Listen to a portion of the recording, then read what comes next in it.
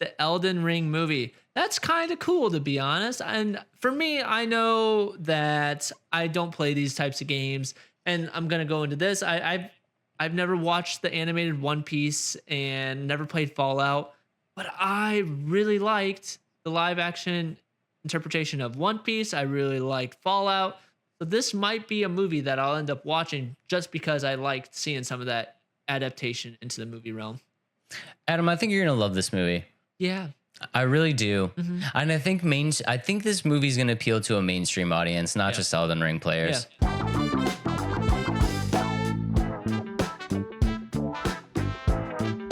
I'm super excited for it, dude. I mean, honestly, the thing that I talk about all the time when we talk about Dark Souls is like the lore behind everything is so cryptic and so hidden within the game that you really have to search for it. You know what I mean? And they're not a big upfront story kind of, it's not that game. You're not getting a lot of cutscenes. You're not getting a lot of story mode. If you want to know the lore and you want to know the story, you've got to hunt for it, right? And the thing is it's very interesting to have that idea, specifically because the lore behind each of the games and all of the characters is so well done.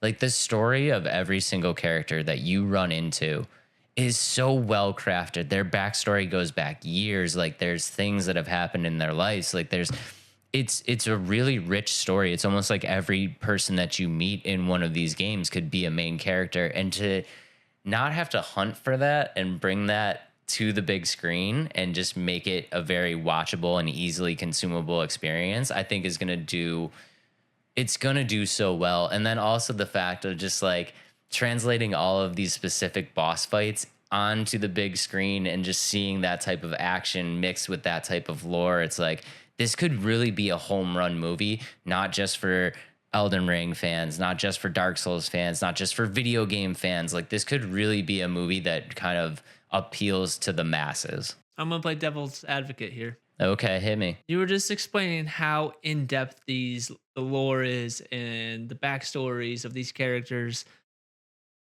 Do you think that they're gonna make it so shallow and have a lot of big Elden Ring fans disappointed in the fact that they left out these big moments and all this? Do you think that they're going to make it too compact into one movie where it's like skipping over a lot of things, like how Harry Potter fans are like, "Yeah, they left this little detail out of the book." Do you think that that's going to happen with this movie? No, I actually think the exact opposite. I think there's a lot of Elden Ring players that have played Elden Ring and really don't have any idea what the story is. I think there's a lot of Dark Souls players that have played Dark Souls games and don't really know what they're doing. And that's not me saying like they don't know what they're doing because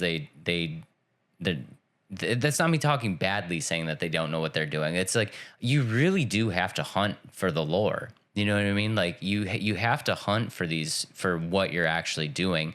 And I think there's a lot of players that love the games to the point where they just really love the mechanics of the games. They love the fights. They love, grinding it out. They love exploring and stuff like that, that the story almost kind of gets lost. Like people don't really tend to understand the story at all when they're playing a game. So like I said, there's probably a ton of Elden Ring players that have played through the entire game multiple times and still don't know what happened, right? So if anything, I think having it put into the context of a movie where there needs to be a flowing story to keep the movie going, I think it's only going to give people more insight on what they did during the game. So like with Harry Potter, people that read the books are like, "Oh, you missed that, you missed that, you missed that," like, and they're upset about it.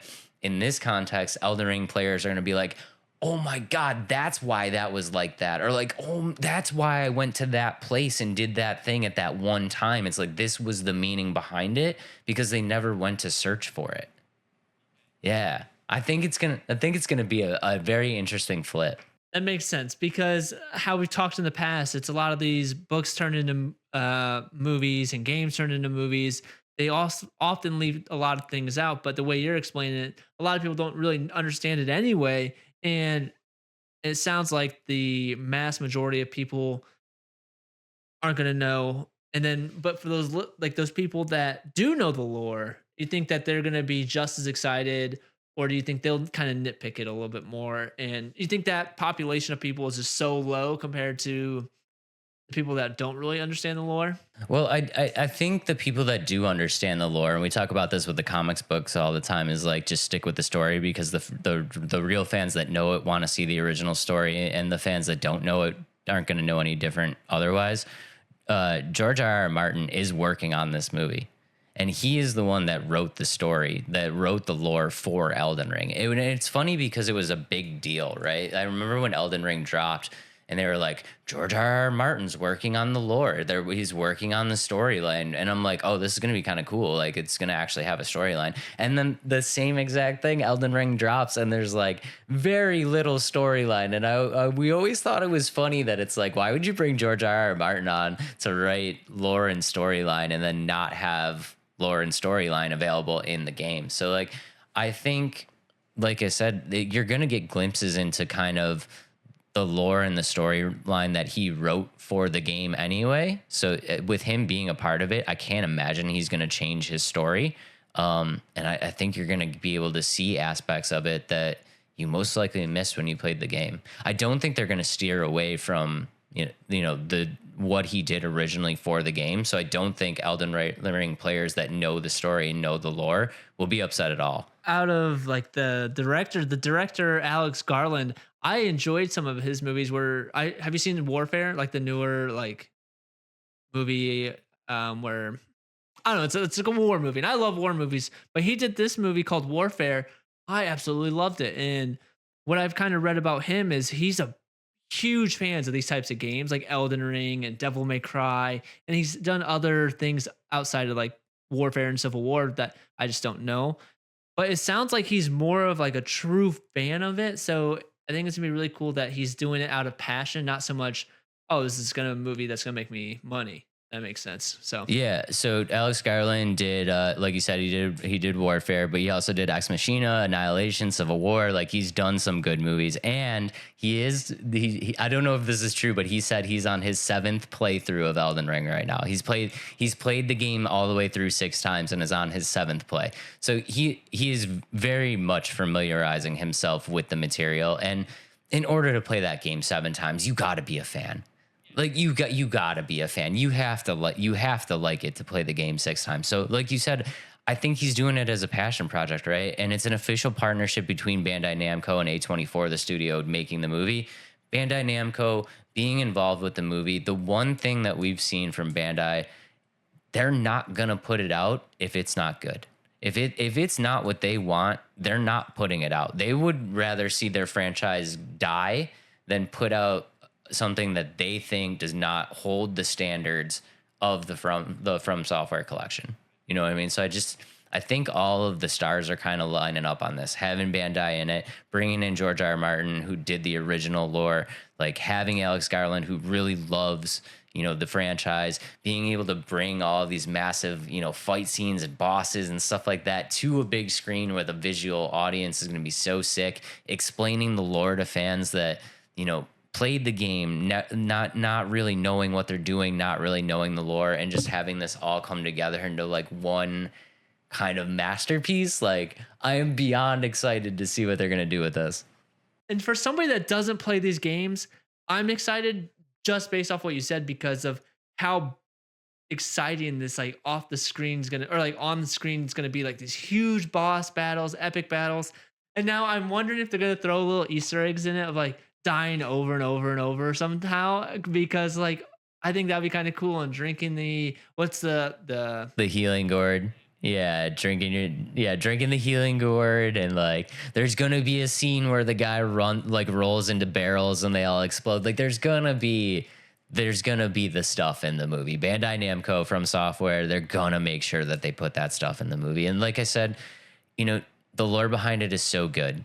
It is criminally underrated how good it is.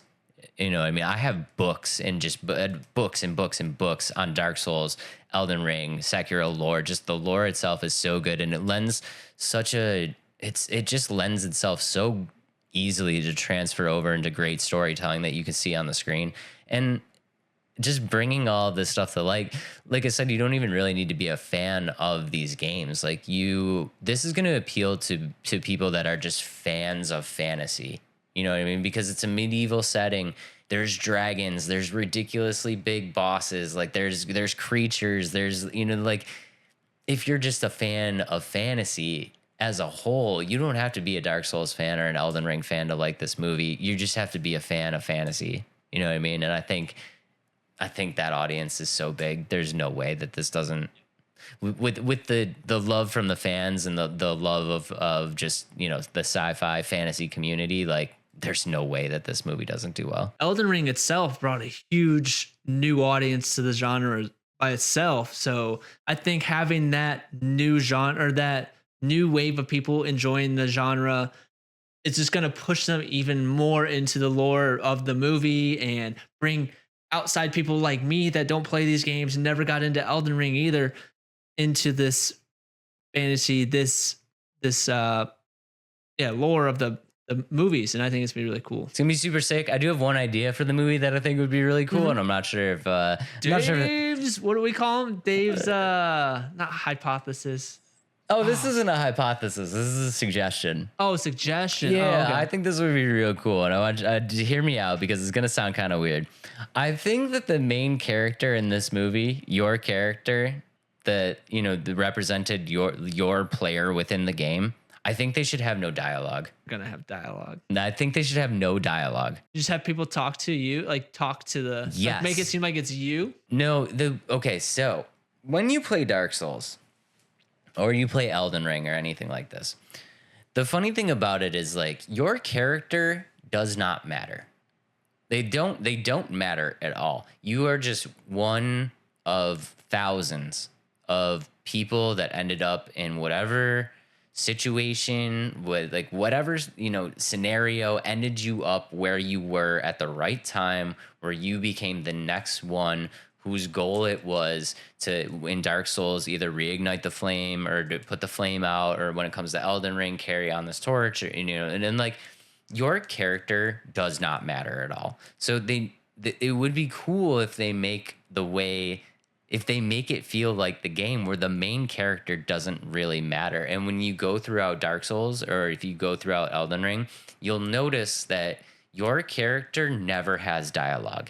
You never say anything to anybody, and all of the people that you meet within the game are all having these, like, very one-sided conversations where they're almost just kind of like picking up on your responses, right?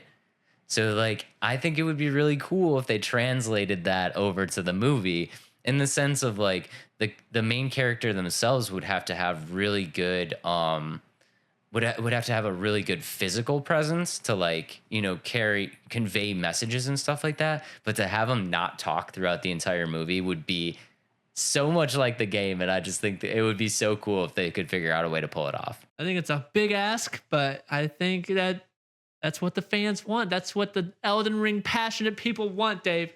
I think it'd be cool if you guys could figure out a way to do it. Maybe give it a shot, see what it's looking like. But yeah, filming is set to begin. These are all rumors, by the way. Filming set to begin in 2026. I'm going to put it at a possible 2027 release based on just kind of announcement, anticipated shooting, and just kind of the typical time frame on big kind of fantasy movies like this. So typically how long it takes, I wouldn't be surprised to see it 2027. And another big thing because of this movie rumors are Sony is working on a Bloodborne movie. Maybe. Dave, I think Bloodborne might be something you have to give up on. I'm not giving up on Bloodborne. Dave, we've been talking about Bloodborne remakes and all this stuff for the last 3 years. Bloodborne will never die. I know it won't die, but it's not going to come back to life either. Don't fear the old blood. Okay.